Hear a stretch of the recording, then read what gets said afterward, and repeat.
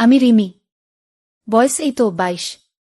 আমাদের বাড়িটা যেমন, আমরাও তেমন, অল্প জায়গায় একসাথে গা ঘেঁষে থাকা, তবু ভেতরে অনেক ফাঁকা জায়গা রেখে দেওয়া সম্পর্কের মানুষ।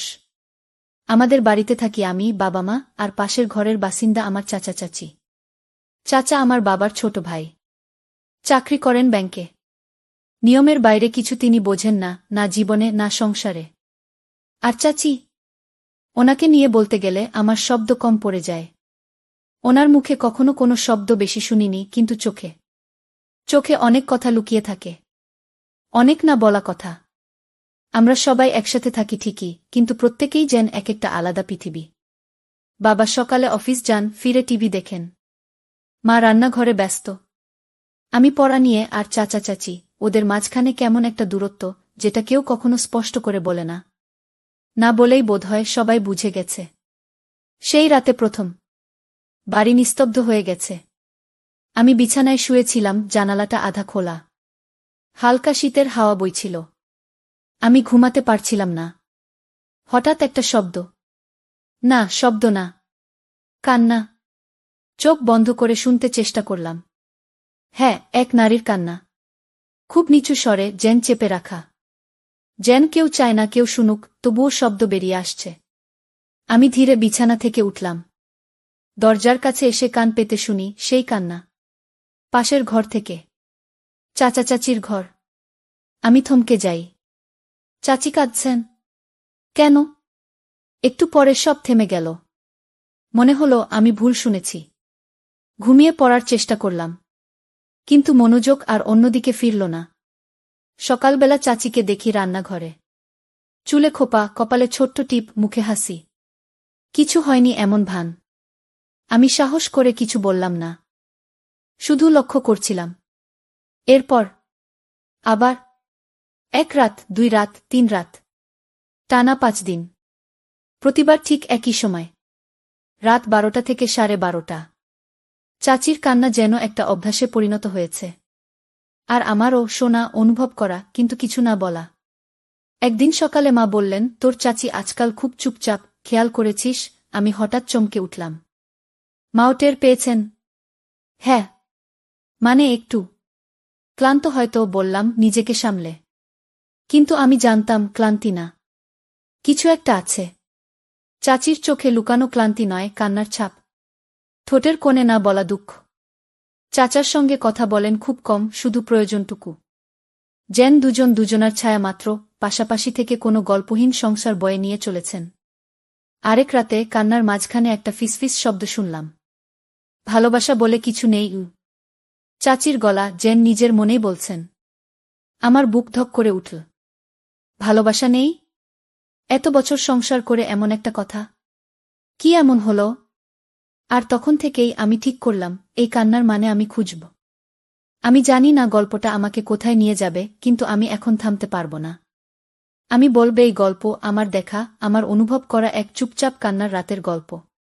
একটা পরিবারের ভেতরের ফাটল, যা শুধু নিস্তব্ধতা আর কান্নায় ধরা পড়ে। তখন থেকে আমার রাতগুলো বদলে গেছে। আগে রাত মানেই ছিল নীরবতা, ঘুম, স্বপ্ন। এখন রাত মানেই কান্না। চেপে রাখা কান্না। কারো বুক ফাটে না, মুখ ফোটে না, সেই কান্না। চাচি কাঁদেন। আমি শুনি। শুধু আমি না, আমি নিশ্চিত দেয়ালও শোনে। কিন্তু কেউ কিছু বলে না। আমার মাথায় শুধু ঘুরতে থাকে, চাচি কেন কাঁদেন? চাচা কি কিছু বলেন? নাকি বলেন না বলেই তো চাচি এমন করে নিজের ভিতরটাকে ভেঙে ফেলছেন? রাতের সেই কান্নার পরে পরের দিন সকালে আমি চাচিকে দেখি সেই আগের মতো। হাঁটছেন, ভাত রাঁধছেন, আমার জন্য লুচি ভাজছেন, চোখে মুখে কোনো দুঃখ নেই। তবে কেমন যেন একটা নিঃশেষ ভাব। চাচার সঙ্গে তার কথাবার্তা এখন আরও কম। মানে না থাকার মতোই। একদিন সন্ধ্যায় আমি বারান্দায় বসে বই পড়ছি, হঠাৎ দেখলাম চাচি বারান্দার এক কোণে দাঁড়িয়ে আছেন। তাকিয়ে আছেন দূরের আকাশের দিকে। চোখে একরাশ শূন্যতা। আমি ভাবলাম জিজ্ঞেস করি, চাচি আপনি কিছু বলতে চান? কিন্তু বলা হলো না। কারণ তখনই চাচা ফিরে এলেন অফিস থেকে। দরজায় পা রাখতেই চাচির চোখের দিকটা আমি দেখলাম, এক মুহূর্তে বদলে গেল। সেই শূন্যতা যেন এক গ্লাস ঠান্ডা জলের মতো জমে গেল মুখে। তবে সবচেয়ে আশ্চর্য বিষয় হল, চাচি চলে গেলেন আর চাচা দাঁড়িয়ে রইলেন। এক দৃষ্টিতে চাচির চলে যাওয়ার পথের দিকে তাকিয়ে কি যেন একটা বোঝা গেল না, কিন্তু অনুভব করা গেল। সেদিন রাতে আমি ঠিক করলাম আমি দেখব। আমি চুপচাপ উঠে গিয়ে দরজার পাশে দাঁড়িয়ে থাকলাম। দরজা পুরোপুরি লাগানো না, একটু ফাঁক ছিল। চাচা চাচির ঘর সোজা সামনে। আলো জ্বলে। আমি দেখছিলাম না, শুনছিলাম। আবার কান্না, কিন্তু এবার ভিন্ন রকমের। যেন একটু জোরে, একটু হাহাকার মেশানো। এবং এবার আমি শুনতে পেলাম চাচির গলা, তুমি কখনো আমার কথা ভাবো না, একটাও কথা বলো না, একবারও জিজ্ঞেস করো না আমি কেমন আছি। তুমি কিভাবে সবকিছু ভুলে যাও বলো তো? আমাকে কি একটুও ভালোবাসো না? আমি একদম জমে গেলাম। তারপর চাচার গলা শোনা গেল, খুব নিচু, খুব কঠিন কণ্ঠে, ফিরিয়ে দিতে পারি তুমি বলো? তুমি যদি চাও আজকেই আমি সব শেষ করে দিই। চাচির কান্না থেমে গেল। সুনসান। আমি দাঁড়িয়ে আছি, কিন্তু বুক ধকধক করছে। আমি তখনও জানি না সব শেষ করে দিই এই কথাটার মানে কি, কিন্তু একটা কথা বুঝে গেছি, এই ঘরের দেয়ালে যা আছে তা শুধু কান্না না, তার চেয়েও অনেক বেশি। এই ঘরে একটা অতীত লুকিয়ে আছে। আমি ভাবছিলাম হয়তো কেউ হারিয়ে গেছে, কেউ চলে গেছে, কিংবা কেউ ভুলে গেছে। আর আমি এখন গল্পের মাঝখানে দাঁড়িয়ে আছি। শুধু এক প্রশ্ন মাথায়, চাচি কেন কাঁদেন? এক সপ্তাহ পেরিয়ে গেল চাচি চলে যাওয়ার পর। আমার মনে হয়েছিল বাড়িতে একটা শূন্যতা, একটা অস্বস্তি বাসা বেঁধে গেছে। চাচা তো চুপ, আর আমি নিজেও কিছু বুঝে উঠতে পারছিলাম না। ঠিক কি ঘটেছিল, কেন ঘটেছিল, সে নিয়ে ভাবতে ভাবতে একদিন মা বললেন, চাচি আর চাচা এই বাড়িতে একসাথে থাকবেন না। চাচি চলে যাবেন। সবকিছু মিটে যাবে। আমি কিছু বললাম না, কিছু বলতে পারলাম না। আমার চোখের সামনে অনেক প্রশ্ন, কিন্তু সব কিছুতেই মিতবেই চুপ। একদিন সকালে মা এসে বললেন, চাচা আবার বিয়ে করবেন। দ্বিতীয়বার। বাড়িতে নতুন বউ আসবে কি, এটা শুনে আমি চমকে গেলাম। চাচা দ্বিতীয় বিয়ে করবেন? আমি বুঝতে পারছিলাম না কেন। চাচা তো আগে থেকেই এত নিঃশব্দ, আরও একটি বউয়ের দরকার কি? যাই হোক, কিছুদিন পর একদিন বাড়িতে চাচা নতুন বউ নিয়ে আসলেন। এবার চাচি, নতুন চাচি। এই চাচিও প্রথমটায় সবার মতো হাসি মুখে আমাদের সঙ্গে পরিচিত হলেন। তার নাম সুমি। শখসুযোগেও অন্যরা যেমন মিষ্টি হাসি দিয়ে মেলামেশা করেন, সুমিও সেভাবেই আচরণ করলেন। তবে প্রথম থেকেই তার চোখে কিছু একটা ছিল, একটা কিছু বলা না বলা ছিল, যা আমি ঠিক বুঝতে পারছিলাম না। চাচার দ্বিতীয় বিয়ে নিয়ে একটা অদ্ভুত চাপ যেন সবাই মাথায় চাপিয়ে চলছিল। বাড়ির সবাই শান্ত ছিল, তবে কিছুটা ভার ছিল মেজাজে। তারপর সেই রাতটা এল। আমার রাতে ঘুম আসছিল না। জানালাটা খুলেছিল, একটু ঠান্ডা বাতাস ভিতরে ঢুকছিল। আমি বিছানায় শুয়েছিলাম, হঠাৎ আবার সেই পুরনো কান্নার শব্দ। এবার চাচি, নতুন চাচি, সুমি। একটু থেমে আবার শুরু হলো, এটা কি আবার কাকতালীয়? কেন কেন তিনি কাঁদছেন? আমি তাড়াতাড়ি উঠে দরজার দিকে এগিয়ে গেলাম। মাটির দেয়াল দিয়ে চুপিসারে দরজার ফাঁক দিয়ে শুনছিলাম। সুমির কান্নার শব্দ স্পষ্ট হয়ে উঠল, এটা তো আগের মতোই। চুপচাপ, চাপা গলায়। কিন্তু কিছু শব্দ শোনা যাচ্ছিল, আমি আর পারব না। আমি যদি একবারও সত্যটা জানতাম। আমি স্তম্ভিত হয়ে গেলাম। সত্যটা জানতাম, কি বলতে চাচ্ছেন তিনি? এই কান্নার পেছনে কি কারণ আছে? বাকি রাতটা আমার ঘুম এল না। মনে হচ্ছিল যেন কোনো গা রহস্য আমাদের ঘরটিকে ঘিরে রেখেছে। আমি সুমির কথা ভাবছিলাম, আর ভাবছিলাম আগের চাচিও ঠিক এমনই কান্না করতেন কিনা। পরদিন সকালে আমি কিছু সাহস করে চাচি সুমিকে ডাকলাম। চাচি, আপনি কি ঠিক আছেন? সুমি হঠাৎ তাকালেন, একটা অদ্ভুত হাসি দিলেন। হ্যাঁ, সব ঠিক আছে। কিন্তু তখনই আমি লক্ষ্য করলাম তার চোখের কোণে কিছু অবশিষ্ট ছিল, এক ধরনের তিক্ততা, কষ্ট, এবং কিছু না বলা কথা। আপনি কিছু বলতে চান? এটা জানতে আমি ভেবেছিলাম সুমি কিছু বলবে না, কিন্তু মৃদু হেসে বললেন, না রিমি, কিছু না। তুমি ভাবো না। এরপরই তিনি চলে গেলেন। কিন্তু আমি বুঝতে পারছিলাম এটা শেষ কথা নয়। সুমিও সেই কান্নার অন্ধকারে ঢেকে আছেন, যেটি এখনো পরিষ্কার হয়নি। তবে কি আছে? কেন এই কান্না? আরও বড় রহস্য অপেক্ষা করছে নাকি? এবার আমি জানি।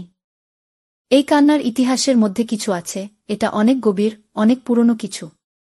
আর আমি সেই ইতিহাস জানার জন্য আরও গভীরে যাব।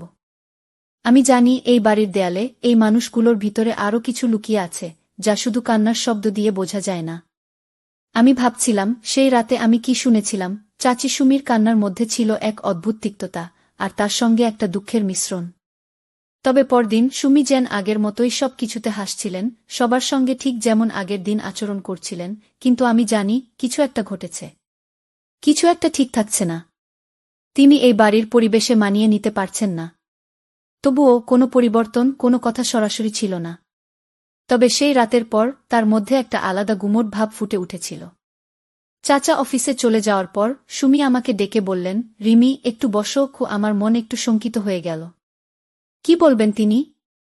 আমি কাছে গিয়ে বললাম, হ্যাঁ চাচি, কিছু বলবেন? চাচি কিছুক্ষণ চুপ করে থেকে গলায় বললেন, আমি আর থাকতে পারব না এখানে। আমি চমকে গেলাম। কেন চাচি?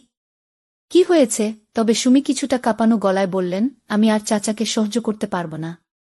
এত কিছু সহ্য করেছি, কিন্তু আমার মানসিকতা ধীরে ধীরে ভেঙে পড়ছে। তার আচরণ, তার নির্লিপ্ততা, সবকিছু। আমি চুপচাপ থাকতে পারি না।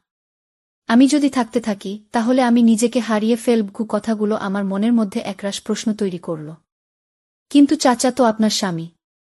আপনি কি তার সঙ্গে কথা বলেননি? কথা বলেছি। তবে সে কান্নার প্রতিটা মুহূর্ত শুধু বাড়িয়ে দেয়। আর তুমি জানো রিমি, তিনি আমাকে একটুও ভালোবাসেন না। আর ওষুধ খেয়ে তখনই আমি জানলাম। সুমি শুধু কান্না বা দুঃখের কথা বলছেন না, তার মধ্যে অনেক কিছু লুকানো ছিল। চাচার অবজ্ঞা, চুপচাপ থাকা, কোনো অনুভূতি না থাকা, এগুলো মনের মধ্যে চাপ হয়ে গেছে। সুমি নিজেকে হারিয়ে ফেলছেন। তাহলে আপনি কি করবেন? আমি মনে মনে চিন্তা করছিলাম, কিন্তু সুমি খুব শান্তভাবে বললেন, আমি চলে যাব। এই বাড়ি ছেড়ে চলে যাব। আর কোনোদিন ফিরব না গিয়ে। তখনই আমার মনে হলো এটাই শেষ। চাচি চলে যাবেন, এটা যেন ঠিক এমন কোনো এক মুহূর্ত যেখানে কেউ আর কিছুই করতে পারে না। সুমি চোখে জল রেখে বললেন, আমি এখন সিদ্ধান্ত নিয়েছি। আমি নিজেকে ভালোবাসতে চাই। আমি আর ওর মধ্যে আটকে থাকতে পারব না। সুতরাং আমি চলে যাব। এরপর সুমি চলে গেলেন তার ঘরে। আমি দাঁড়িয়ে থাকলাম, কিছুই বুঝতে পারছিলাম না। মনটা ভীষণ ভারী হয়ে গিয়েছিল। একদিকে ছিল সেই চাচি, যিনি এতদিন আমাদের সাথে থেকেও কান্নায় গা ভাসিয়েছেন। আর অন্যদিকে সেই মানুষটা, যিনি এবার সিদ্ধান্ত নিয়ে ফেলেছেন যে তার সুখের জন্য তিনি এই ঘর ছেড়ে যাবেন। আমি জানি না সুমি কিভাবে তার এই কঠিন সিদ্ধান্ত গ্রহণ করেছেন। তবে একটা ব্যাপার পরিষ্কার, চাচা নিজের আচরণের জন্য এমন একটা সীমা অতিক্রম করেছেন, যেখানে সুমি নিজেকে আর সঙ্গ দেওয়ার শক্তি পাননি। ওই রাতে সুমি ঘুমাতে যাননি। আমি জানি কষ্টটা তার ভেতর খুব গভীরে ঢুকেছে। তিনি নিজে থেকে নিজের একান্ত সিদ্ধান্ত নিয়েছেন।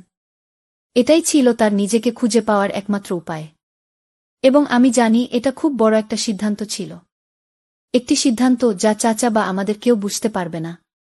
চাচি সুমি চলে যাওয়ার পর বাড়ির পরিবেশ পুরোপুরি বদলে গেল। সেই অস্বস্তি, সেই গুমোট, সবকিছু যেন সবার মাঝে ছিল। চাচা আগের মতোই কিছুটা চুপচাপ। তবে তার মধ্যে একটা অন্যরকম চাপ ছিল। সুমি চলে যাওয়ার পর চাচা যেন খুঁজে পাচ্ছিলেন না নিজেকে।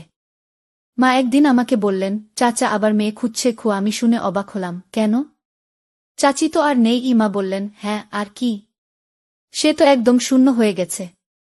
মানুষজন তাকে মেয়ে দিতে চায় না, কারণ সবাই তাকে ভয় পাচ্ছে। চাচার যে কি কষ্ট, সেটা আমি ঠিক বুঝতে পারছিলাম না।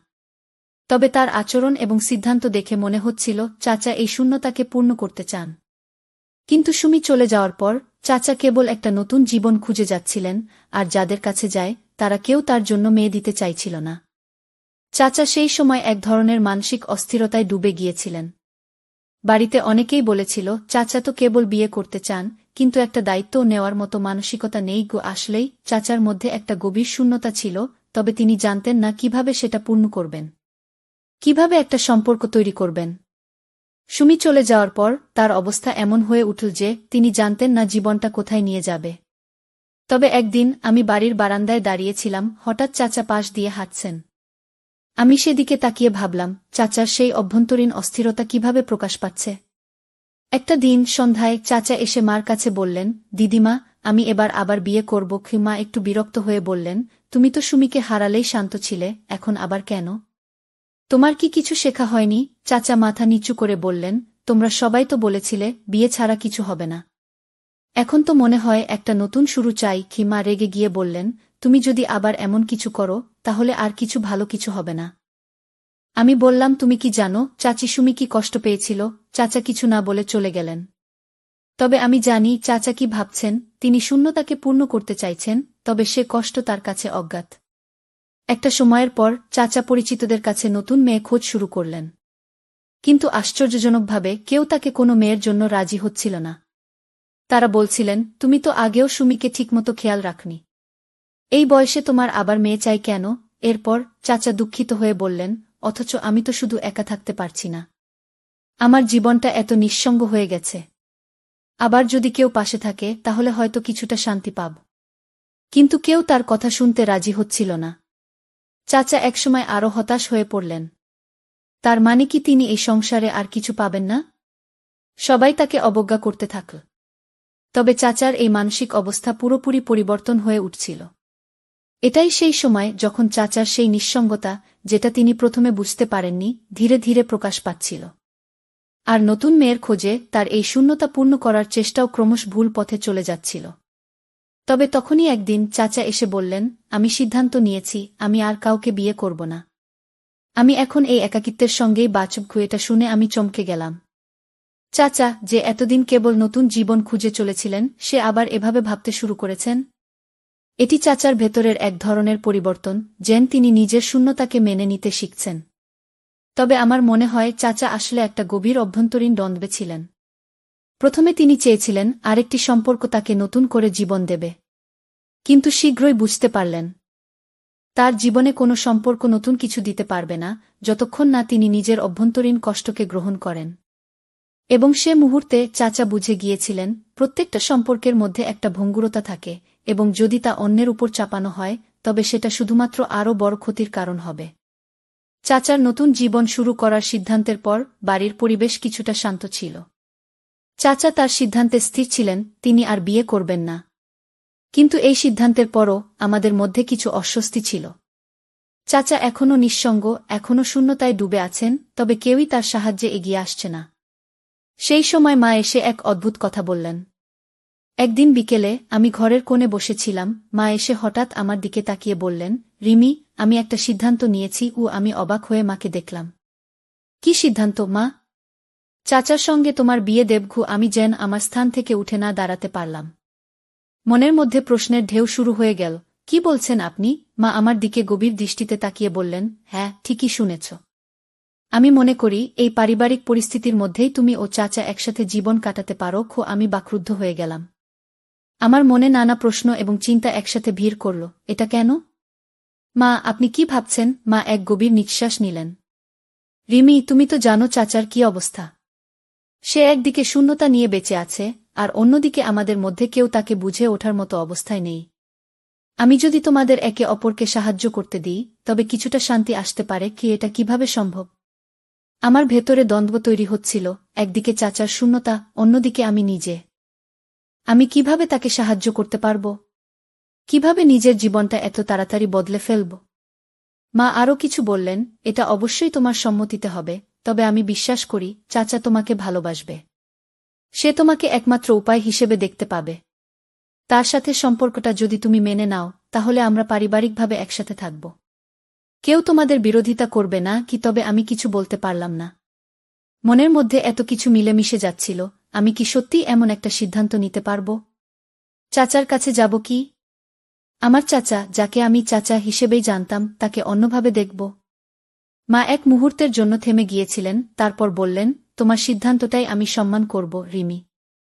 কিন্তু তুমি যদি চাও, আমি সব কিছুর জন্য প্রস্তুত। এবং তার পরের মুহূর্তেই আমি জানলাম যে মা তার সর্বস্ব দিয়ে এই সিদ্ধান্ত নিতে প্রস্তুত। কিন্তু আমি কি সিদ্ধান্ত নেব? আমি কি চাচাকে নিজের জীবনসঙ্গী হিসেবে দেখতে পারব? এত অদ্ভুত পরিস্থিতি, এটা কিভাবে সম্ভব? এটা যেন এক গভীর মানসিক চাপ হয়ে দাঁড়িয়েছিল। চাচার প্রতি কোনো অনুভূতি ছিল না, কিন্তু সে তো পারিবারিক চাপের মধ্যে আটকে আছে।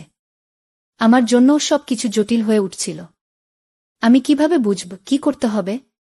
এই মুহূর্তে সবকিছু এলোমেলো হয়ে গেছে।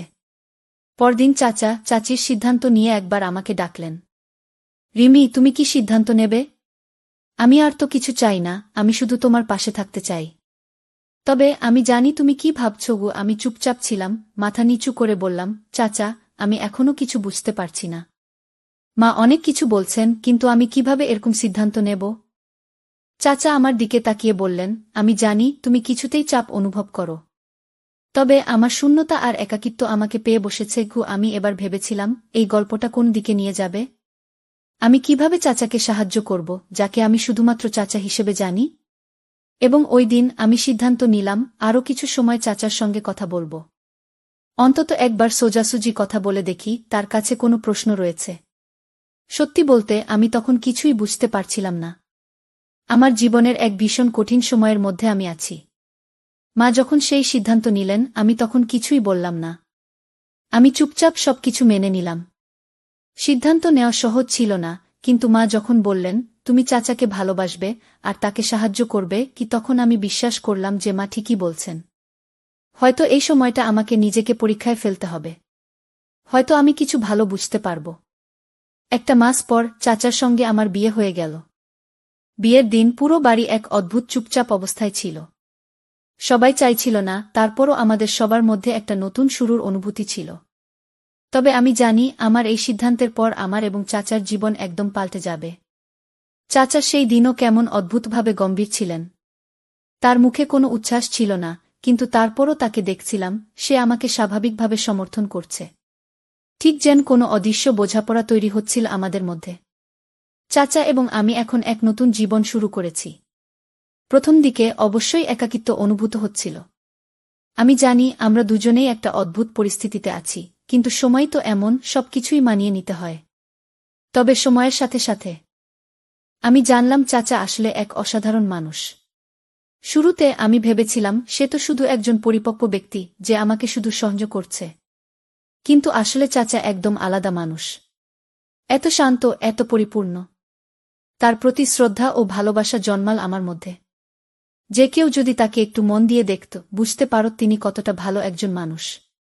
এটা যখন প্রথম উপলব্ধি করলাম, আমি মনে মনে আফসোস করলাম, কেন এতদিন আমি চাচাকে এভাবে দেখিনি? কেন এতদিন আমি তার সত্যিকারের চরিত্রকে অনুভব করতে পারিনি? আসলে চাচার জন্য চাচি সুমি চলে যাওয়ার পর কিছুটা অপ্রতিরোধ্য একাকিত্ব তৈরি হয়েছিল, যার কারণে চাচা অন্যদের কাছে শরণাপন্ন হয়ে গিয়েছিলেন। কিন্তু চাচা কখনো কাউকে বলত না তার মনের অবস্থা কি। সে নিজের কষ্টের কথা কাউকে বলত না। এখন চাচার পাশে এসে বসে আমি বুঝতে পারলাম, তার ভালোবাসা নিঃস্বার্থ, তার শ্রদ্ধা অকৃত্রিম। সে কখনো নিজের কষ্টের কথা বলেনি। কখনো তার চোখে স্বার্থের কোনো ঝলক দেখিনি। সে শুধু নিজেকে বিলিয়ে দিত আর অপেক্ষা করত তার জীবনের ছোট্ট শান্তির জন্য। কিন্তু তাও আমরা তাকে বুঝতে পারিনি। সুমি চলে যাওয়ার পর সে তার দুঃখকষ্ট নিজে মেনে নিতে শিখেছিল, একে একে সবকিছু মেনে নিতে শুরু করেছিল। সেই সব দিন যখন সে চুপচাপ বসে থাকত, তখনই সে আসলে এই বিশাল মানসিক লড়াই চালাচ্ছিল। চাচা আমাদের সবার প্রতি এতটা শ্রদ্ধাশীল, এতটা ভালো মানুষ, যে তাকে দেখতে গিয়ে আমরা অনেকেই তাকে মূল্যায়ন করতে ভুলে গিয়েছিলাম। কিন্তু এখন যখন আমি চাচার সঙ্গে সময় কাটাচ্ছি, যখন আমি তার অনুভূতিগুলো বুঝতে পারছি, তখন মনে হয় এতদিন চাচাকে বুঝে ওঠা হয়নি। কয়েকদিন পর এক রাতে আমি চাচাকে একান্তে বললাম, চাচা, আমি বুঝেছি আপনি আসলে খুব ভালো মানুষ। সুমি কেন আপনাকে ছেড়ে চলে গিয়েছিলেন সেটা আমি এখন বুঝতে পারি। চাচা কিছুটা চুপচাপ হয়ে এক পলক তাকালেন। তারপর বললেন, রিমি, তুমি যখন সত্যিকারের হৃদয় দিয়ে কিছু বুঝতে পারো, তখন সবকিছু সহজ হয়ে যায়। আমি কখনো কাউকে দুঃখ দিতে চাইনি, কিন্তু জীবন তো এমন, কারো কাছে কিছু পাওয়ার চেয়ে নিজের কিছু দেয়া অনেক বড়। তারপর তিনি একটু থামলেন, আবার বললেন, তবে আমি কখনো কাউকে বাধ্য করিনি। সুমি এবং আমি অনেক ভালো সময় কাটিয়েছিলাম, কিন্তু কিছু ক্ষেত্রে জীবন আমাদের পথ আলাদা করে দেয়। আর তাতে ভালোবাসার কোনো ভুল নেই। আমি জানি সুমি আমাকে ছেড়ে গিয়ে নিজের জীবন খুঁজে পেয়েছে। কি চাচার কথা শুনে আমার ভেতর আরেকটা নতুন অনুভূতি জেগে উঠল। কিছুই আর অজানা থাকল না। চাচা যতটা ভালো মানুষ, তার থেকেও বড় কথা, সে নিজের জীবন নিজের শর্তে বাঁচতে শিখেছিল। সে কেবল শূন্যতা ও একাকিত্ব কাটিয়ে আবার জীবনে নতুন কিছু খুঁজে বের করতে চেয়েছিল। এখন আমি জানি চাচা আসলে কেবল ভালোবাসার জন্য কিছু চেয়েছিলেন। কিন্তু কেউ তার ভেতরকার কষ্ট বুঝতে পারেনি। তারপর থেকে চাচার সঙ্গে আমার সম্পর্ক আরও মধুর হয়ে উঠল। আমি জানি চাচা আর আমি একে অপরকে ভালোভাবে বুঝতে পারছি। আমাদের সম্পর্ক একটা নতুন দিক নিতে শুরু করেছে। এটা শুধু পারিবারিক সম্পর্ক ছিল না, এটি এখন হয়ে উঠেছে দুটি মানুষের একে অপরকে শ্রদ্ধা করার, একে অপরকে বোঝার সম্পর্ক। তো বন্ধুরা, ভিডিওটি ভালো লাগলে কমেন্টে জানাবেন। এইরকম ভালোবাসার গল্প শুনতে চাইলে চ্যানেলটা সাবস্ক্রাইব করুন এবং পাশে থাকুন আর আপনার বেল আইকনটা বাজিয়ে রাখুন, যাতে নতুন ভিডিও আপলোড করা মাত্র আপনারা দেখতে পারেন।